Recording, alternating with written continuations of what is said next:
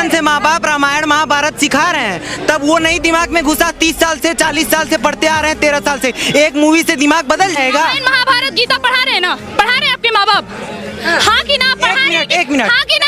हाँ कि ना? हाँ। गीता का पहला स्रोत, एक मिनट, बचपन से हमको रामायण गीता का, भगवत गीता के पहले अध्याय का पहला स्रोत। चिल्लाने से बात बदल नहीं जाती है। रामायण महाभारत बचपन से पढ़ाए, हमको नहीं उसका ज्ञान हुआ। क्यों नहीं ज्ञान हुआ? आपकी परवरिश में दिक्कत है। मूवी से मेरा दिमाग नहीं बदल जाएगा ना। गीता का पहला स्रोत सुनिए, हम बता रहे हैं। इधर आइए, रुकिए कैमरामैन, मेरे जूते पे थोड़ा ले लीजिएगा क्योंकि अभी जूता खोलने वाले हैं, मारने के लिए नहीं।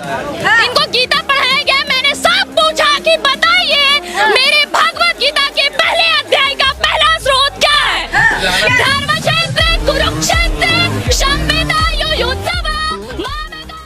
भीष्म पर्व, उस भीष्म पर्व में अर्जुन को श्री कृष्ण ने उपदेश दे देकर समझाया है कि रे अर्जुन ते दिमाग मत भटकाओ, हम तोरा साथ है ना, हम जिता देंगे तोरा। अर्जुन डर रहा था, अरे उसके गुरु जी थे उधर, कर्ण थे, बड़का। रियलिटी में देखेंगे तो ज्यादातर लोग तो कौरवों के साथ थे, जितने शक्तिशाली थे। ये अर्जुन जीत गए क्योंकि कृष्ण भगवान उनके साथ थे, वरना सूरज को डुबा देना टाइम से पहले, क्या क्या, वरना कर्ण से अगर कोई कवच कुंडल नहीं छीनता तो कोई मार पाता। तो कृष्ण भगवान ने कहा है उस युद्ध के माध्यम से। डायरेक्ट कैसे कहेंगे कृष्ण भगवान कि भगवान होके कि तुम छल कपट कर दो, न्याय की जब बात आई तो झूठ भी बोल सकते हो। डायरेक्ट बोलेंगे तो कहेंगे ना कि भगवान होके झूठ बोल रहा है। तो वो कृष्ण भगवान बड़े होशियार थे, उन्होंने अर्जुन को समझाया।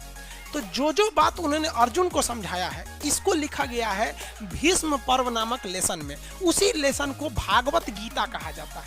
अब कोई भागवत गीता लेते हैं तो आप में तेज आता है, और आप भगवत गीता को इग्नोर करते हैं तो आप बहुत तेज हो जाते हैं। तो इसीलिए हमें तेज नहीं बनना है, हमें तेजस्वी बनना है, और भगवत गीता हमें तेजस्वी बनाती है। क्योंकि आज हमने भगवत गीता को किनारे किया है, इसलिए घर घर में डिवोर्स हो रहे हैं। आज इंडिया के अंदर डिवोर्स रेट 14% हो रखा है, और ये आगे बढ़े जा रहा है। Why? Because we are ignoring Bhagavad Gita. आज हमारे यूथ सुसाइड कर रहा है। By 2025 India would be world's number 1 country for suicide cases among the teenagers and youngsters as per Reader's Digest. By 2025, 4 साल बाद, gold medal would go to India for suicide cases. ये क्या हो रहा है भाई? पर इसलिए हो रहा है because we are ignoring Bhagavad Gita. और जितने भक्त, जितने भी आज यूथ हमारे साथ जुड़े हुए हैं, जो पहले भूत बने हुए थे, today they have become youth, spiritual youth, because of the Bhagavad Gita. अपने पास जब भी जीवन में कुछ संकट आता है तो मैं बस कोई भी पेज उठाकर पढ़ लेता हूँ। तो आई थिंक एक कंट्रोल आपके मन में आ जाता है। You can just feel that world is under your control. If there is no teacher in life, I think Bhagavad Gita can be the perfect teacher. आप किसी भी दुविधा में हो, उसके अंदर सब, उसमें सवाल नहीं, उसमें सारे आंसर्स हैं आपके लिए। आपके उनमें कोई भी श्रीमद् भागवत में आता है तो भगवान का स्वरूप बता रहा है, उसमें है सच्चिदानंद रूपाय। सच्चिदानंद का मतलब होता है 3 चीजें मिलकर बनती है, वो है सत, चित और आनंद। जो ये 3 चीजों को जीवन में समझ लेगा सही से, उसने भगवान को समझ लिया, क्योंकि भगवान का रूप ही सच्चिदानंद है। तो सबसे पहला है सच, जो कहा गया सच की राह पर चल। है ये तो बड़ा स्मॉल वर्जन मेरे पास है, आप इसका बड़ा वर्जन मंगवा सकते हैं सर, स्वामी अड़गड़ानंद। और एक एक लाइन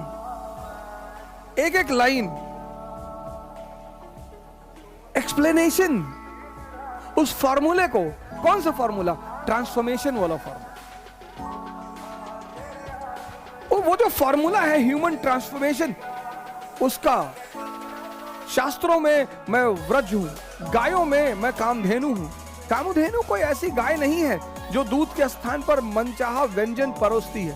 ऋषियों में वशिष्ठ के पास कामधेनु थी। वस्तुतः सुनिए, सोचने वाली बात है, आप अकेले हैं। वस्तुतः गो इंद्रियों को कहते हैं,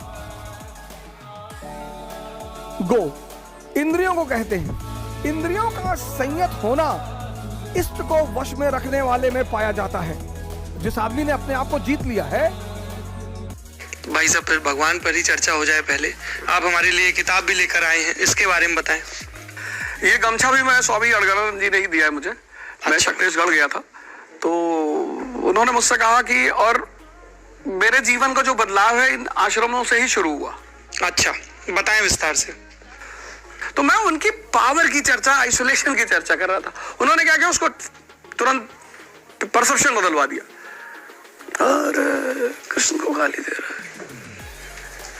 मैं यथार्थ गीता लेके घूमता हूँ। अड़गड़ानंद जी महाराज ने मेरा पूरा जीवन बदल दिया, और मैं कृष्ण को क्यों गाली दूंगा? तो वो जो मेरे चाहने वाले लोग हैं वही ये सब काम करते हैं, पर वो अनजाने में मेरा बड़ा भला करते हैं। यथार्थ गीता का बार बार जिक्र आ रहा है, इसके बारे में बताएं। ये किताब अगर आदमी ईमानदारी से पढ़ ले तो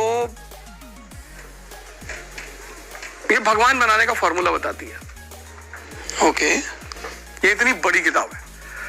और फिर मैंने सबसे ऊपर फोटो लगाई परमहंस स्वामी अलगड़ानंद की। उसकी वजह यह है कि भारत ने भगवान से ऊंचा स्थान गुरु को दिया है। कोई तो होगा ना जो गुरु के, कोई तो होगा जो भगवान के सूत्र को भी खोलेगा। मैं भी आपसे निवेदन करती हूँ, सभी को गीता अध्ययन करना चाहिए। गीता में ऐसे ऐसी बातें बताया गया है, आप जीवन में कितने बड़े संकट में क्यों ना हो, आपके सामने कैसा अवस्था बन जाए, कैसा भी अवस्था आपके सामने बन जाए, कितने बड़े संकट में आप हो, अगर गीता अध्ययन करोगे आप हर प्रकार के संकट से बच करके बाहर निकलने का सूत्र गीता आपको बताती है। इसलिए गीता सभी को पढ़ना चाहिए।